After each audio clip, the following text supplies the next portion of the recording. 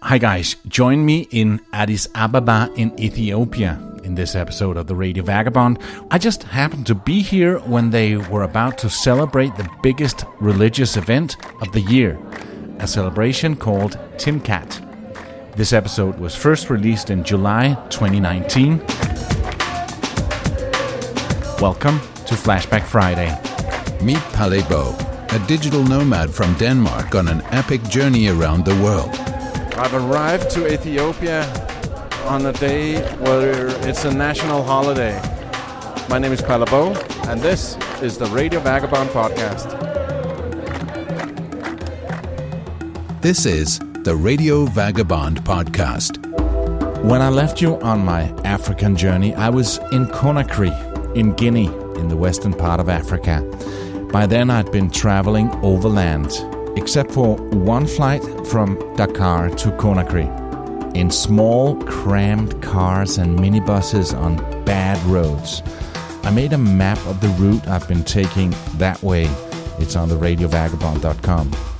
It was from Fez in the northern part of Morocco to Rabat, Casablanca, Marrakesh, Tiznit, Tantan, then back to Tiznit when I needed to go to the hospital, down to Dakhla in Western Sahara, Nouakchott in Mauritania, Dakar in Senegal, Gambia, Cap Skirring in the southern part of Senegal, Guinea-Bissau, then back through Gambia to Dakar to catch a flight down to Conakry. All in all, the transport over land was more than 3,500 miles.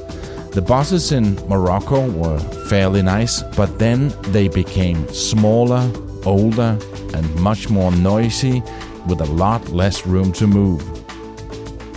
Sometimes those small minibuses had a live, squealing pig tied to the roof, and sometimes it was the so-called sept place, an old Peugeot station wagon converted into a 7-seater, 7 plus the driver. They didn't have, obviously, air condition, and none of these had any schedule. They leave when all the seats are sold. You always had to negotiate the price and always knew that you were ending up paying many times more than the locals because you're a white Westerner and obviously very, very rich. The last of these drives was a leg of over 1,000 kilometers from Guinea-Bissau to Dakar. Here I negotiated too hard and ended up paying only double everyone else. And I'm sure I was punished by given the worst seat in the back corner of this old Peugeot. This seat had the lowest ceiling and less legroom than any other seat. And as the tallest man in the car, I couldn't feel my legs after 10 minutes and kept banging my head against a metal beam on the ceiling right over my head whenever the car hit one of the many potholes on the road. And they were all over.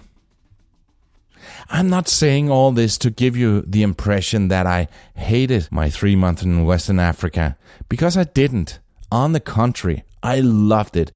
I met so many amazing people and it was just such an adventure. But I was tired, both mentally and physically, and I started to look into a way to get down to one of my favorite cities in the world, Cape Town. And then I came across a flight with Ethiopian Air from Conakry to Cape Town, and this was special. On this same ticket, I was able to have a 2-day stopover in a country and a city that I hadn't been to before. So instead of flying south from Conakry in Guinea to Cape Town, I was heading straight east to Addis Ababa.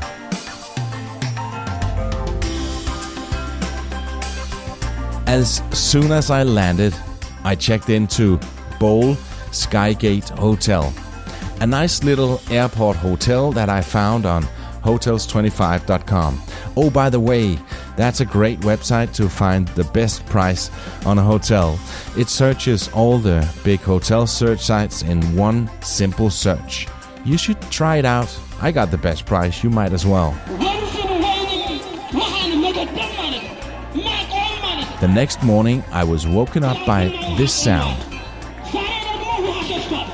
I looked out the window from my room on the 5th floor and could see that a lot of people were about to start a parade. The guy on the megaphone is giving instructions to what's going to happen.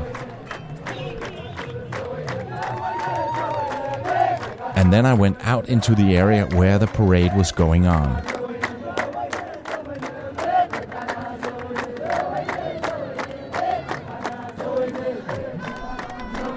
I just fell into a religious parade today. It's a national holiday here in Ethiopia, and they're Christian, but they're Orthodox Christian. So this is not a celebration that I know from my part of the world. But we just visited the biggest church here in Addis Ababa, probably the biggest church in Ethiopia, and that is where this parade is heading. Just after these guys in red t-shirts standing singing with women on the side in white dresses, there are the parade is coming with 3 horses, and then they're carrying a big cross with a red Jesus figure on it, and then there's a boat that is sort of driving with some children sitting on, reading books. I'm pretty sure that means something. And behind, and also big speakers where that's blasting out the things that a guy walking around dressed up. I think like Jesus in an old cloth and a big black beard, and he's got a microphone and says something in the local language here that I don't understand. But this is truly festive. What a day to be in Ethiopia. This is a religious celebration called Timkat. It's the most important ceremony of the Ethiopian Orthodox Church, the Feast of the Epiphany that celebrates the baptism of Jesus Christ in the Jordan River. It's celebrated on January 19th, and by pure coincidence, just the next day after I arrived. During the ceremony, which is really a spectacle, a replica of the Ark of the Covenant is wrapped in rich clothes and taken in procession. The singing, dancing, and the procession itself was truly a spectacular sight, and I felt lucky just happening to be here on this exact date.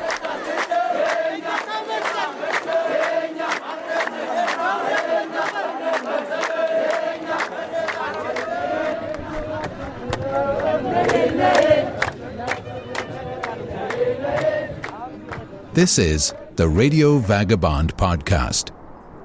It's in the middle of the afternoon, and I've arranged with the driver that's also kind of a tour guide that he should take me around Addis Ababa for a few hours and show me some of the stuff that is worth seeing.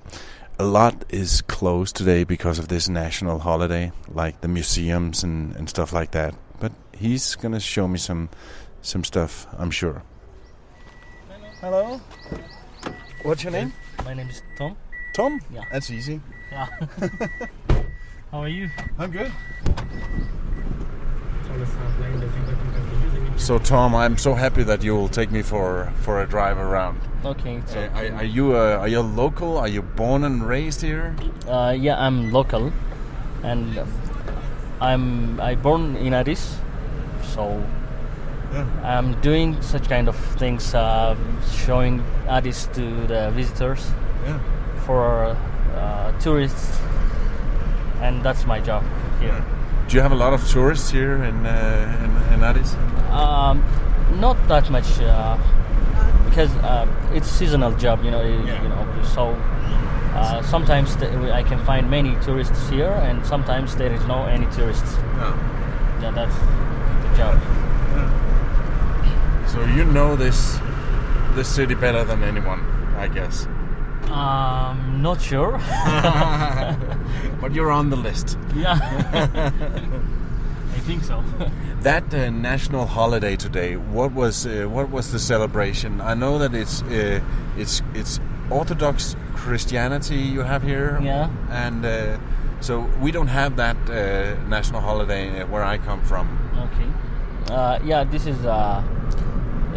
Christians celebrating the Epiphany celebration, and many tourists are coming from abroad by this time. Yeah. So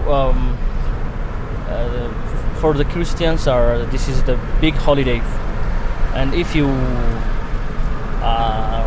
went to the church in this morning, everybody is wearing the traditional clothes and celebrating these events today. When I was at the church this afternoon before the parade came there, and it was quite empty. But I guess right now, a bit later, it's packed with people. Yeah, and there is a place. People are gathering somewhere and waiting to pray, and so they are coming to the church after pray. So that's the event, and everybody is going home and celebrating the event all day.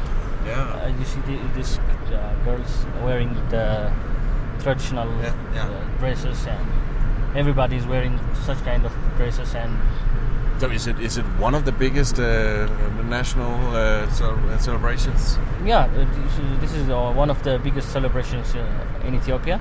You still have Christmas and Easter. Yes, we have Christmas, and this event also registered on UNESCO. It's registered on UNESCO, and most of tourists are coming to see these celebrations at this time. That's great. Yeah. So that's the event. And I guess normally this road is quite empty now, but I guess normally it's full of cars. By the normal day, it's very crowded, and you can see many cars around here. But today, it's because of the celebration, there is no cars, and it's a holiday.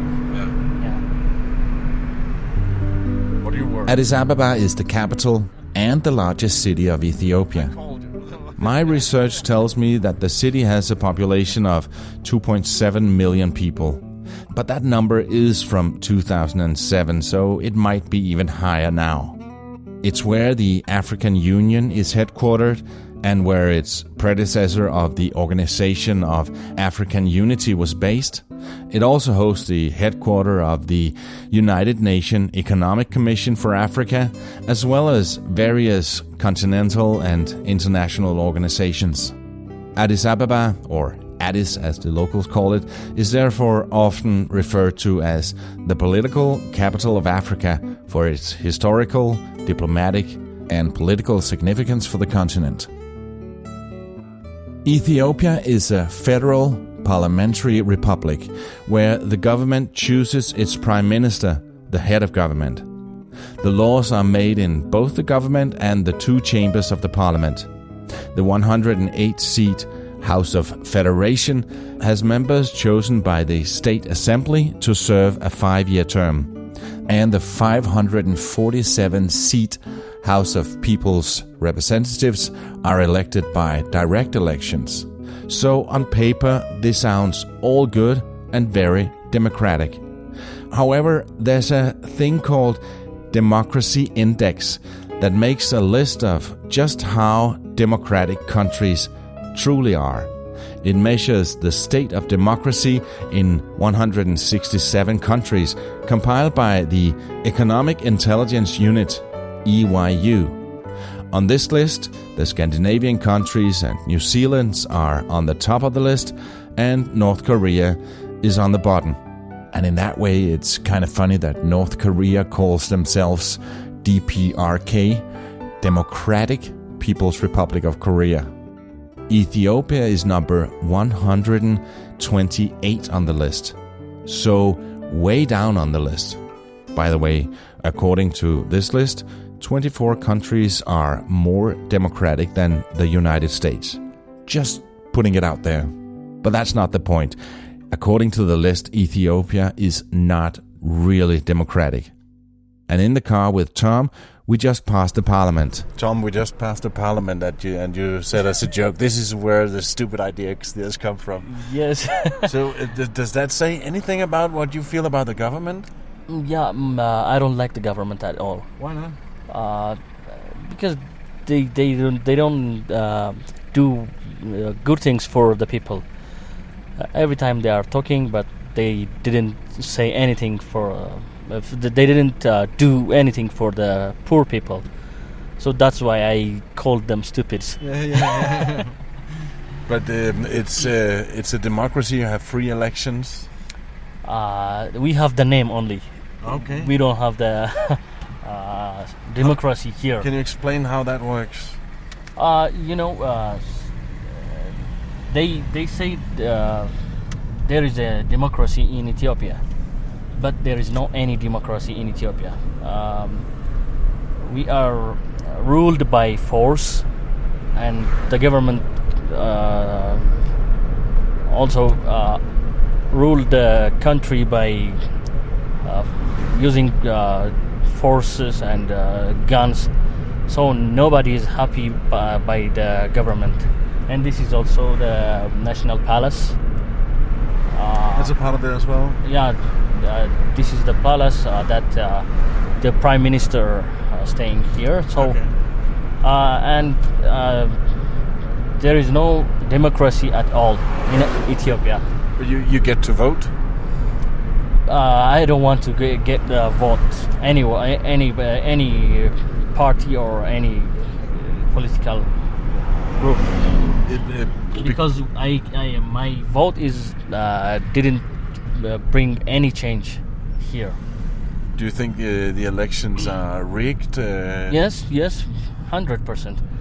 Because if we elect the party that we like, and if the government is lose his vote, they are afraid to give the power for the other parties. So, what's that we're passing here? This is Sheraton Hotel. Okay, big we one. can go inside if you want to see the. Yeah, let's do that. Yeah. So the government is afraid of such kind of things. So they will not give the power for another party or another groups. So you, as the people, are you doing anything? Do you demonstrate? Do you protest? Yeah, in different time we try to protest the government, but the government start killing the people by guns. No. Yes. So that's the big problem. The people are keeping silent. Yeah. Salam. So that's the problem of the government. We pull into a car park because Tom wanted to show me something. That's the biggest hotel? Yeah, the biggest hotel. I didn't ask for him to take me there, but he wanted to show me a big park with a swimming pool and fountains behind the Sheraton Addis Hotel. It's a 5-star luxury hotel where the room starts at around 400 euros per night. We saw kids playing in the pool, somebody posing for wedding photos, and generally a lot of rich people hanging out. I guess Tom thought that he wanted to show me something that he was proud of in his city. It was nice to see another side of Ethiopia, but that wasn't what I'm here for. So after an hour we got back in the car to see a little bit more of the authentic Addis.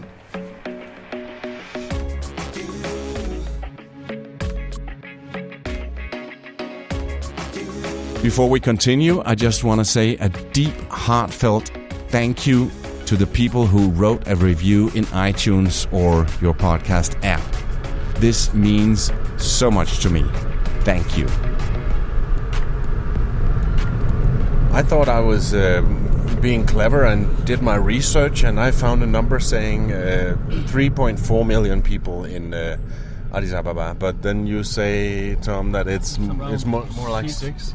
Yeah, but it's not the actual research, but... you counted it. Yeah, by guessing, it's around 6 million people living in Addis Ababa because of the migration of the people that coming from the rural areas to Addis. Why is the migration so big, do you think? I think that people are migrating from their hometown because of the what can I say? They don't get schools in their hometown. They don't get job opportunity there. Yeah, that's why people are coming to the city and surviving themselves here. So, what kind of city is Addis Ababa, you think? I think Addis is a collective city of. You can see a little Ethiopia in Addis because people are coming from different kinds of places from all over Ethiopia. That's why I say this is a little Ethiopia here. Yeah, so it's like a melting pot of different. Absolutely, yeah. It's melting pot of different nations and nationalities. And nationalities as well. A lot of foreigners come here. Yeah, I mean not foreigners. Foreigners are coming for diplomatic jobs or different organizational jobs. Yeah. So it's as you say that it's a melting pot of Ethiopia. Is there a growing middle class, or is it very divided with the super rich and the super poor? Yeah, you couldn't find a middle class people here because there are very super rich guys in Addis, and there are also super poor people. Even they can not eat 3 times a day. And it's difficult to live in Addis for the poor people these days. When we see the rich guys, they change the car every day, every time. They spend their time in the luxury hotels, and so. But the poor life is very tough for the poor guys in Addis. This had been a great day up until now, but as soon as I say goodbye to Tom, things turn bad. In the next episode, we're back here in the car with Tom, where we talk some more about the difficult situation for the poor people of the country. But then I get a text message that makes me think that I'm gonna die, and I get scammed. All this in the next episode in a few days. My name is Palabo. See ya.